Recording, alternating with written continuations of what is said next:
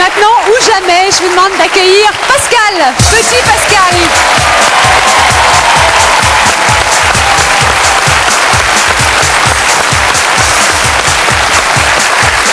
Petit avec un grand P.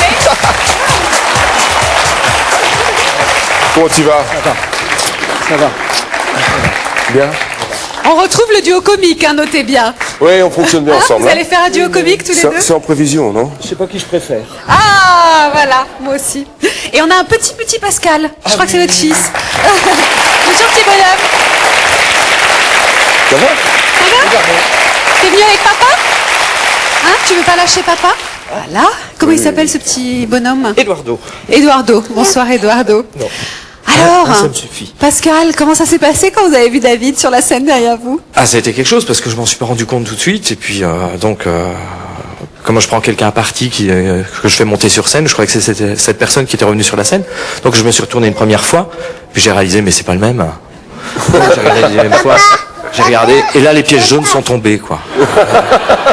Là,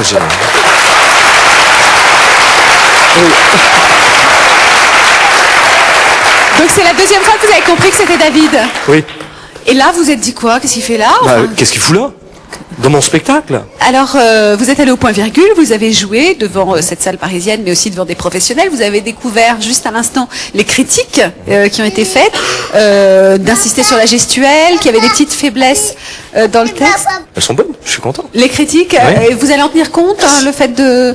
Oui, d'être- mais le visuel, ça m'intéressait depuis un bon moment d'insister plus de ce côté-là. Je sais pas si t'as entendu Madame Barma, elle a envie de voir la suite. Hein. Ça veut dire plein de choses. Hein. Faut continuer. C'est clair. Pascal, vous avez dit dans le reportage que vous étiez fan de Michel Bouchna. Je crois qu'il vit dans le sud de la France, comme vous. Il joue souvent dans ces coins-là. Qu'est-ce que vous aimeriez lui dire? Qu'il est extraordinaire, Boujna. Ouais. C'est quelqu'un d'extraordinaire dans ses spectacles. Il est sublime. C'est un géant, quoi. Je crois que vous C'est un allez géant pouvoir le lui d'humour. dire, Pascal. Vous allez pouvoir le lui dire maintenant, tout de suite, maintenant ou jamais, puisqu'il est là pour vous, parce qu'il a beaucoup aimé ce reportage. Michel Bouchna!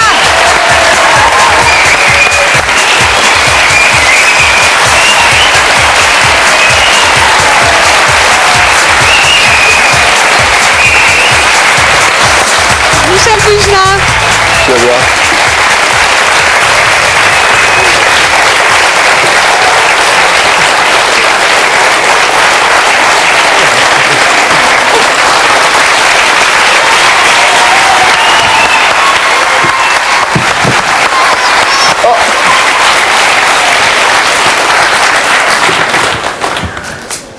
Je peux le pincer pour voir s'il est réel. Vous pouvez tout faire, là, Pascal, avec Michel. Aïe. Ah oui. Voilà, je peux plus rien dire. Hein C'est quelque chose. Hein. Bon. Tu savais que tu allais me rencontrer? Non.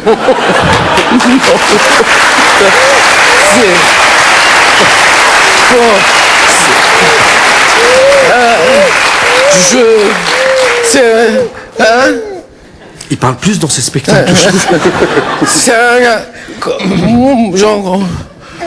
Ça va? C'est jamais le voir de si près quand même. Ouais, on peut faire plus près.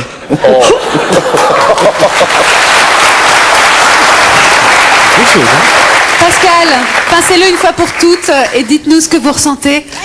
C'est plein de choses. Voir quelqu'un que j'admire. C'est vrai que ce spectacle, c'est fabuleux. Il faut pas simplement voir un extrait, il faut voir l'ensemble. Chaque fois que j'ai eu l'occasion d'aller voir, la salle était en délire. C'était quelque chose de magique.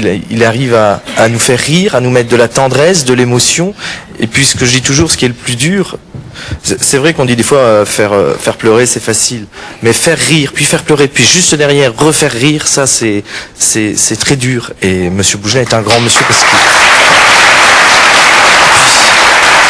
Michel, en regardant le reportage, qu'est-ce que vous avez pensé? Bon, on n'a pas vu beaucoup le travail de Pascal, mais quand même, qu'est-ce que vous en avez pensé? Ben, ce que moi j'ai d'abord ressenti, c'est que il y a une chose qui se dégage de ton travail et de ta personne, c'est qu'il y a une immense tendresse et qu'il y a une immense générosité. On sent que t'aimes les gens. Et ça, quand tu rentres sur scène, ça se voit, ça se sent, et le public, forcément, est touché par ça. Et Et l'autre chose aussi qu'on ressent, c'est que tu as envie de ça. C'est que tu aimes ça. Alors c'est maintenant ou jamais, vous allez continuer, Ouais. vous allez revenir au point virgule et vous allez essayer de passer maintenant à la vitesse supérieure. En tout cas, on vous souhaite beaucoup de succès. Michel, vous restez un petit peu avec nous. Mais avec puisque plaisir. maintenant, c'est le moment de retrouver le dossier, David. radio, là. Notre dossier ce soir, ce sont des enfants presque comme les autres. Oui, absolument. Bah, des enfants presque comme les autres. Ça va? Ouais, ouais. Des enfants presque comme les autres, c'est tout simplement des enfants un petit peu différents, comme tout à l'heure François. Alors, dès qu'il y a une petite différence, tout de suite, paf, la vie, les autres, les met un petit peu en marge, un petit peu en rencard. Rien ne le déconcentre. Alors là, c'est vraiment le judo. Et donc pour eux, bah, c'est un début d'exclusion, c'est un début de vie marginale, et ils ont du mal à avancer. Voilà. Donc il faut Mignon. il faut les aider, il faut leur donner un petit coup de pouce. Ah mon petit Pascal. On ferait pas un beau duo? Ah, vous êtes formidables tous les deux. Je vous veux en peluche, les mêmes en reproduction dans mon lit. Allez. Hein?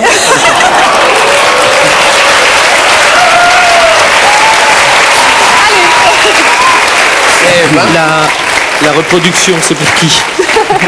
Alors attendez, dans ces conditions, il n'y a aucune raison. Il y a encore beaucoup de place. Et quand il y en a pour deux, il y en a pour trois. Beaucoup. Allez, des enfants qui ont tout pour vivre comme les autres et qui risquent de se retrouver en